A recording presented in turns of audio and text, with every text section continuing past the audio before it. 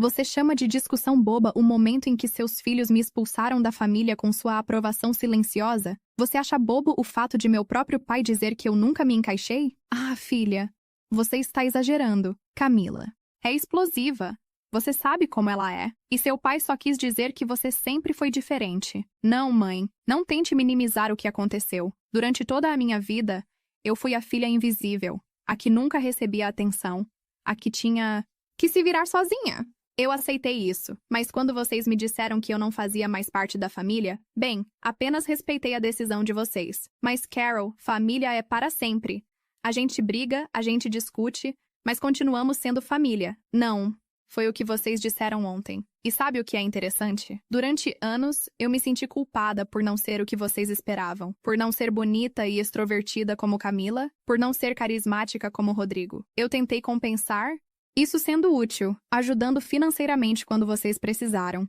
E mesmo assim, não foi suficiente. Ouvi vozes ao fundo. Meu pai e provavelmente meus irmãos, discutindo, tentando ouvir a conversa. Carol, por favor, minha mãe implorou. Vamos conversar pessoalmente.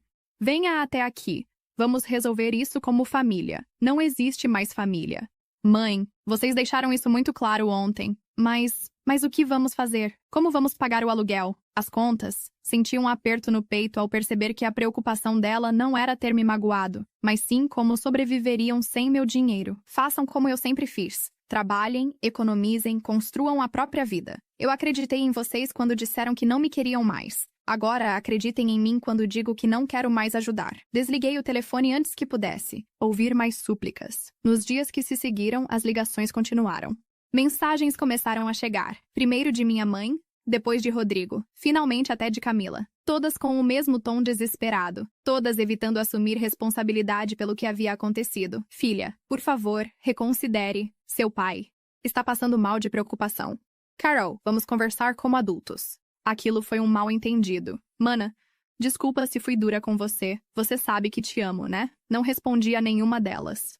Não por vingança, mas porque finalmente havia entendido. Aquele amor era condicional. Eles me queriam de volta não pela pessoa que eu era, mas pelo dinheiro que eu representava. Uma semana depois, recebi uma visita inesperada no escritório. Rodrigo apareceu, visivelmente desconfortável por estar ali, olhando em volta como se estivesse pisando em território desconhecido. Senhorita Carolina, seu irmão está aqui, anunciou minha secretária, com uma expressão que denunciava que ela já sabia de toda a história. Pode mandá-lo entrar, respondi, mantendo a compostura profissional. Rodrigo entrou, hesitante. Pela primeira vez, ele via meu escritório. Amplo, elegante, com vista para a cidade. Ele viu meu nome na porta com o título de diretora executiva. Viu os prêmios de inovação nas paredes, as fotos com personalidades importantes do setor. Vi seus olhos se arregalarem ao perceber que sua irmã, sem graça, comandava um império. Carol, isso tudo é seu? Ele perguntou, parecendo genuinamente impressionado. Sim, Rodrigo. Isso tudo é meu.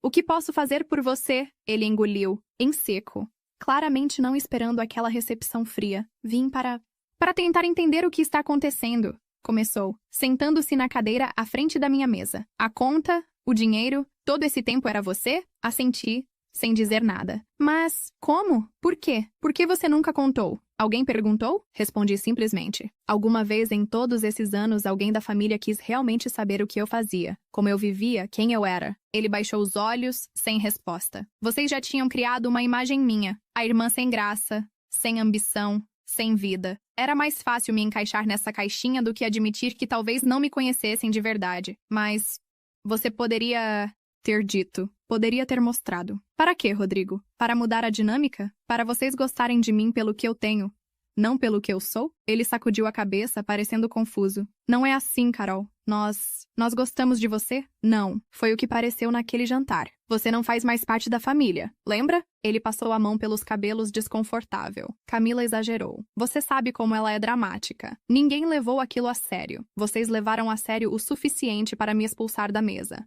Para concordar com ela, para me deixar ir embora. Sem uma palavra de defesa, ele ficou em silêncio por alguns instantes. O que você quer, Carol? Quer que imploremos? Que nos humilhemos? É isso? Olhei para meu irmão caçula, aquele menino que sempre foi o favorito, o protegido, o especial, agora sentado à minha frente parecia pequeno, frágil, perdido. Não, quero nada, Rodrigo. Esse é o ponto. Pela primeira vez na vida, não estou esperando nada de vocês. Não estou tentando provar meu valor. Não estou buscando aprovação. Estou simplesmente vivendo minha vida, como vocês sugeriram que eu fizesse. Mas... e a família? E nossos pais? O que tem eles? Eles estão desesperados, Carol. O aluguel venceu. As contas estão acumulando. O cartão de crédito foi bloqueado. E? Como assim? São nossos pais? Sim. São nossos pais. Os mesmos que passaram a vida inteira favorecendo você e Camila. Os mesmos que nunca me defenderam quando fui humilhada. Os mesmos que concordaram silenciosamente quando fui expulsa da família. Por que eu deveria continuar sustentando-os?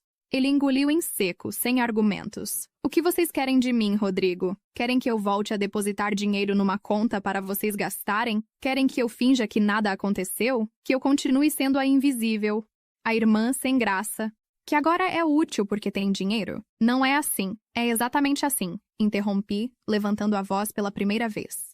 Vocês me quiseram fora quando achavam que eu não servia para nada. Agora que descobriram que meu dinheiro faz falta, de repente sou importante de novo? Vi os olhos dele se encherem de lágrimas. Talvez de vergonha.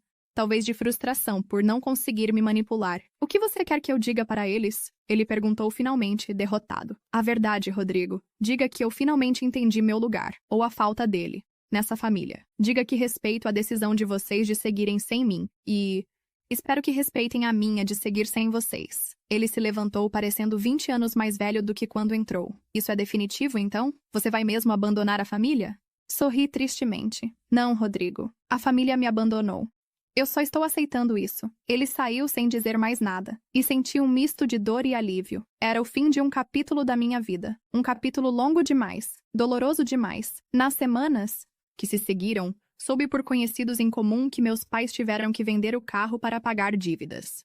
Que Camila começou finalmente a trabalhar como recepcionista em uma clínica. Que Rodrigo estava mandando currículos pela primeira vez na vida. Parte de mim sentia pena. Outra parte, a mais forte, sabia que essa era exatamente a lição que eles precisavam aprender. A vida não é só aparências. E valor não se mede pelo que se mostra, mas pelo que se é. 6 meses se passaram desde aquela noite no restaurante. Soube por uma antiga amiga do bairro que meus pais tiveram que se mudar para um apartamento menor. Camila perdeu o emprego na clínica por faltar demais. Rodrigo conseguiu um trabalho como vendedor numa loja de eletrônicos. Ironicamente, vendendo produtos do tipo que minha empresa desenvolvia software. Uma tarde cruzei com Camila num shopping.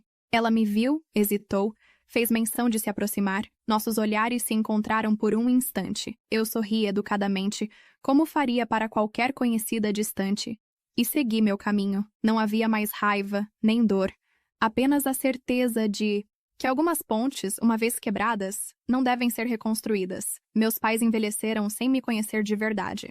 Meus irmãos seguiram suas vidas sem entender a lição. Eu floresci na minha solidão escolhida, cercada de pessoas que me valorizavam pelo que sou, não pelo que tenho ou aparento ter. Aprendi que família não é necessariamente aquela em que nascemos, mas aquela que nos aceita como somos, e que, às vezes, o silêncio é a resposta mais poderosa que podemos dar. Hoje, olho para trás sem arrependimentos. Aquele jantar em família, onde fui expulsa da mesa e da vida deles, foi, na verdade, o momento em que finalmente me libertei. Às vezes, é preciso perder tudo para descobrir o quanto já se tem. E quanto àqueles que me rejeitaram, espero que tenham aprendido algo. Não por vingança, mas porque toda história tem uma lição. A minha foi: nunca julgue um livro pela capa, especialmente quando é esse livro que está pagando suas contas.